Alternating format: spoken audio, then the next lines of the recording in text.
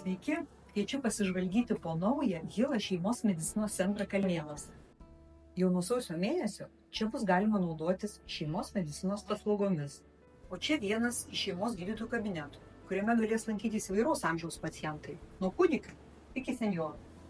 Mums labai svarbu atidžiai išklausyti pacientą, kad galėtume greičiau padėti jam pasijusti geriau. Todėl skiriame konsultacijai ilgesnį negu kitose klinikose vizito laiką 20 minučių. Čia procedūrų kabinetas. Jame slaugytojas paima laboratorinių tyrimų mėginius.